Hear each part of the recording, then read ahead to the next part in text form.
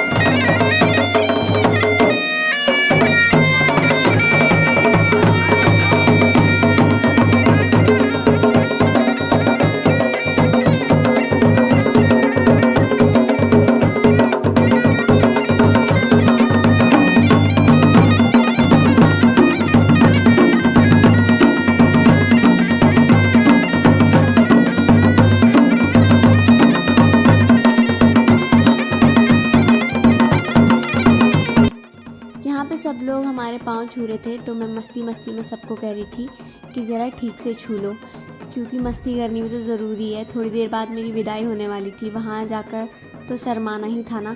तो यहाँ पे थोड़ी सी मैं मस्ती मस्ती में कह रही थी ज़रा ठीक से छू लो मेरे पाँव।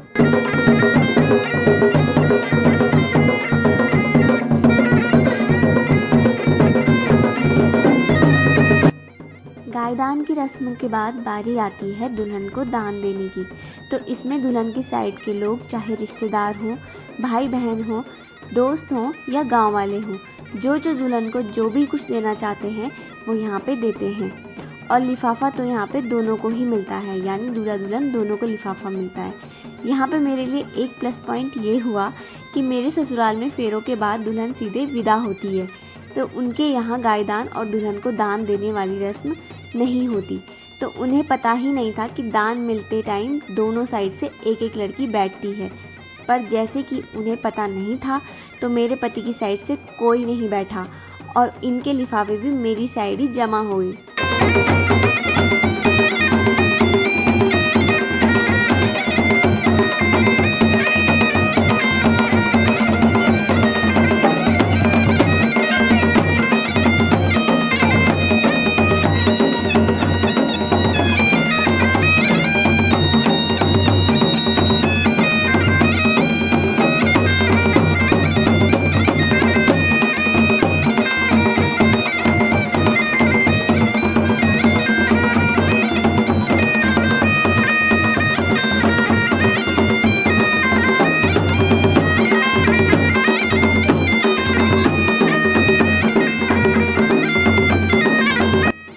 गुड्डू की मम्मी, जो कि बिना पिए नशे में रहती है, मेरी तीसरे नंबर की मामी।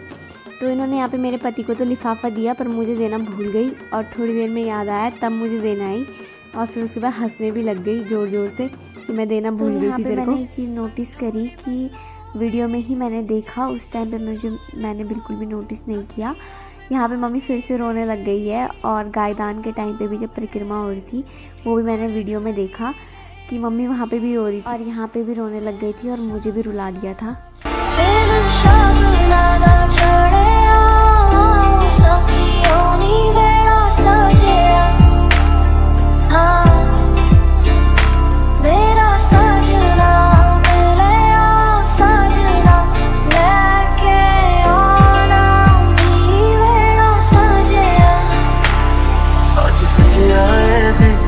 सारा शहर आज हो गई अबे रब दी महल, हाय सजिया वे सारा शहर आज हो गई अबे रब दी महल। मेरी मम्मी मुझे शादी में बार बार डांट रही थी कि तू दुल्हन जैसे लग ही नहीं रही है, क्यों इतना भाग दौड़ कर रही है। मम्मी ही क्या, सभी मुझे कह रहे थे कि इतना भाग दौड़ मत कर, तेरी तबीयत ख़राब हो जाएगी। क्योंकि दुल्हन होती है वो थोड़ा नर्वस होती है, थोड़ा शर्माती हुई, मतलब बहुत सारे इमोशन उसके अंदर चल रहे होते हैं, एक जगह में बैठी होती है। ये सारे इमोशन यार मेरे अंदर भी थे, बट उससे बड़ी चीज़ थी जिम्मेदारी, जो कि मुझ पे थी हर चीज़ की। क्योंकि मेरे पापा सीधे हैं, तो हमने भाई और पापा को बाहर के ही काम दिए थे, बाकी अंदर की जितनी भी चीज़ें थी वो मेरे और मम्मी के पास। कभी कभी ऐसी चीज़ें कर रही थी जिससे कि सब कुछ ही मैंने अपने सिर ले लिया, और पूरी विदाई तक वो मेरी रिस्पॉन्सिबिलिटी थी। इसलिए पूरी विदाई होने तक मैं इतनी आसान टाइप की दुल्हन बनी बैठी हूँ, और ये चीज़ भी अब मैं वीडियो में ज़्यादा नोटिस कर रही हूँ।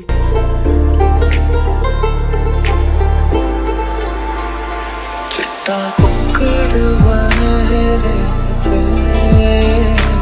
चिट्टा कुक्कड़ बने रे, काश नींद दुपट्टे वाली सद के तेरे, काश नींद दुपट्टे वाली सद के तेरे। उंगली पकड़ के तूने चलना सिखाया था ना, दहलीज ऊंची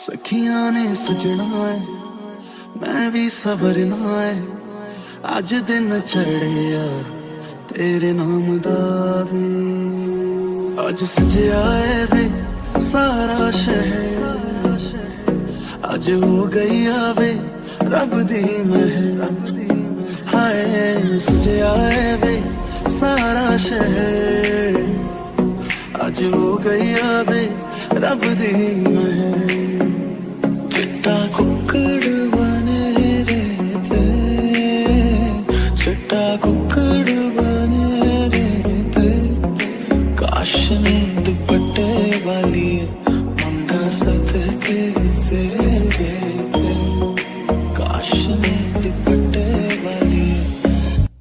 यहाँ पे जब मुझे सबसे छोटा वाला मामा दान देने आया तो पता नहीं क्यों मुझे रोना आ गया और मैं उसका हाथ पकड़ के रोने लग गई।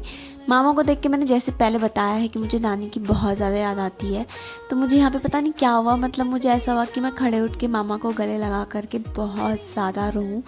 पता नहीं बस कुछ इमोशन अंदर के थे, मुझे समझ ही नहीं आया कि मुझे अचानक हुआ क्या। बढ़ती रहे प्यार होता रहे आज दिल से सदा आ रही है सुनो इश्क जगता रहे वक्त सोता रहे हो कुछ भी नहीं है तेरे कदमों से आगे कदमों से आगे कदमों से आगे आँखों पे मोहब्बत लिख दे सांसों पे। हमेशा की तरह सुबह चाची कुछ ना कुछ बोल के हमें हंसा रही थी। चाची ने मुझे पहले ही मेरी पसंद के कपड़े दे चुके हैं जो कि मैंने मेरे कीर्तन में पहने थे।